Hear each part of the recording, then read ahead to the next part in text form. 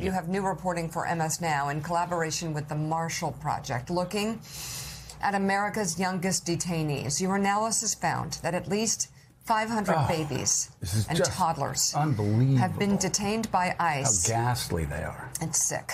Since President Trump returned to office in 2025. You spoke with some of the families impacted. What more can you tell us about what you found and what you heard from them? You know, you guys, I am actually extremely glad that the president has tuned in this morning, because this is an extension of a policy that during the first term, Physicians for Human Rights said was torture, according to the United Nations. I'm talking about family separation, government-sanctioned child abuse, according to the American Academy of Pediatrics. And with our reporting partners at the Marshall Project, this is the first of its kind in the collaboration between MS Now and the Marshall Project. We have analyzed data from the Deportation Data Project that shows 500, as you said, little kids, babies and toddlers have been detained by ICE since the beginning of just Trump 2.0, and that is only through March of this year. We don't have data after March.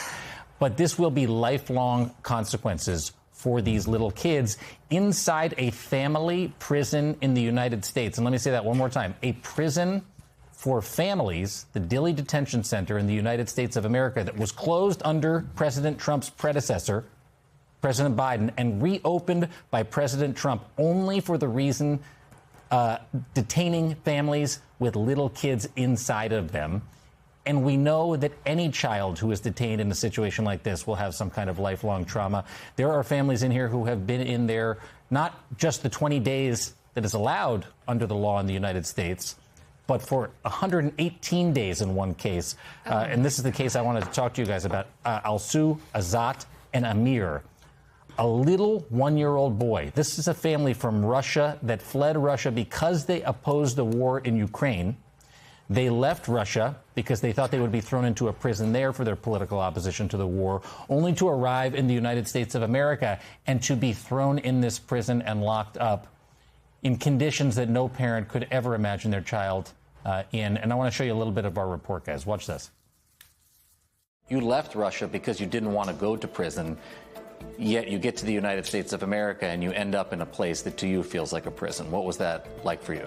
We came here to escape prison. We wanted to be free.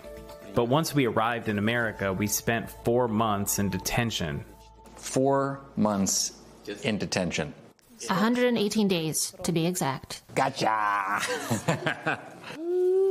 It's crazy to hold your son like this and look at this beautiful child in the face and think that for 118 days, the three of you were locked up in a prison for families in the United States. I cannot imagine what it was like for you. It was very hard not knowing when they would let us go, where we would go, or if they were going to deport us. On any given day, you guys, ICE has an average of 25 babies and toddlers under the age of 3 in custody. That is what this analysis by the Marshall Project and MS Now found. There was not a single day without at least one baby or toddler in detention from March of 2025 through the most recent date that we saw in our analysis. And again, if the president is watching, what people who advocate on behalf of these babies and children want is to close this facility, Dilley, the detention center in Texas, that the allegations of conditions are just horrific. ICE, of course, says this is a family-friendly facility. DHS says this is a family-friendly facility. And CoreCivic, who, by the way, is making a profit off of detaining babies and families at this facility, says this is a family-friendly facility and the conditions there are decent. It takes some audacity to call family-friendly a place where you're detaining 1- and 2-year-olds. Can you speak, Jacob, to why the parents even were being detained in the first place? Because that's an important part of the story.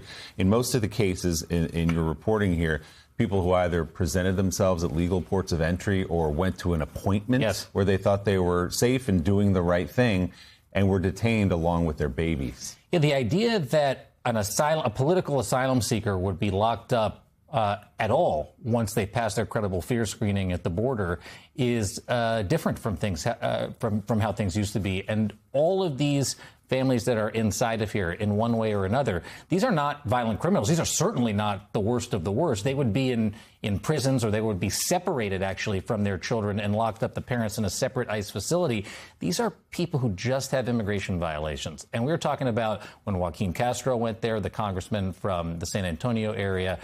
Early on during this administration, there were over 1,000 people inside this facility. That number has steadily gone down because of efforts by him, and we're going to have this full report that airs on my show this weekend, so almost 20 minutes, that shows how hard they've been working to get people out of there. But the answer is no good reason other than they have immigration violations. They came here as undocumented people seeking political asylum, and the president wants to lock them up with their babies. Yeah, let's bring into the conversation opinion columnist for the New York Times, David French, Adrienne Elrod, and Claire McCaskill here with us as well. David, again, we've been talking about the hypocrisy of Christian nationalists for quite some time. Anybody that supports this policy, claims to be a Christian, is just, again, I don't know where they have been while the preacher's been preaching about what Jesus said, let the little children come.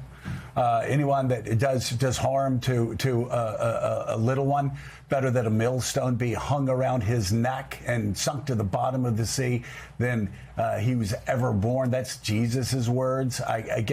Obviously Jesus making a great point that you go out of your way to protect children. And by the way, people who claim to be pro-life, we're for babies when they're unborn, but after they're born, they can be locked up in internment camps and in just the word. It's just even by hypocritical standards of people who call themselves evangelicals supporting this sort of stuff. Even this is shocking to me. Well, and what really compounds it, I think what's important about the report is that he was talking that these families are guilty only of immigration violations. This is not a situation where you have violent criminals and children, because as was stated, in that circumstance, you would have separation. So you're talking about people who are guilty of, illegal entry is a misdemeanor.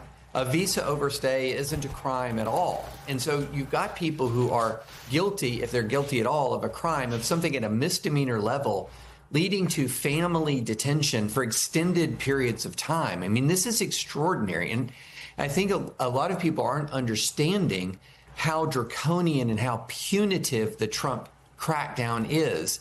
And then when you do point it out, they raise the red herring, the straw man of, oh, well, you must be for open borders, that the alternative to this program is nothing but unrestrained immigration, when that is absolutely not true at all.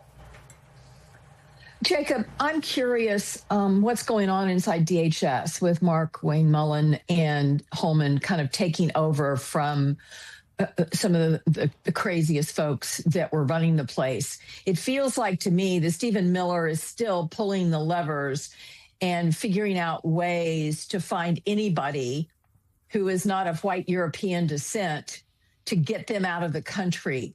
What is going on now with the folks in charge comparing to what was going on when they were murdering people in the streets of Minneapolis? There is no doubt about it that nothing has changed, Claire. And just because Greg Bovino is not running around the country in his military costume, throwing flashbang grenades and smoke canisters at protesters, killing both migrants and American citizens alike with the operations all around the country, including Renee Nicole Good and Alex Preddy, the underlying policy is still the same. Mass deportation is family separation by another name. We knew it when Donald Trump accepted, with balloons falling from the ceiling at the Republican convention, the nomination with those signs that said mass deportation now. This is always what they have said they were going to do. And just because Tom Homan stands behind the podium of DHS or Mark Wayne Mullen in a suit and not the outfit, the fatigues that Greg Bovino was in, nothing has changed about the policy. Stephen Miller is still in charge. Stephen Miller wanted to separate not 5,500 children from their parents in the first term, but 25,000 using a practice known as administrative separations. Now, through the Interior, reporting from the Brookings Institution says that they have separated over 100,000 families potentially from their parents inside of this country.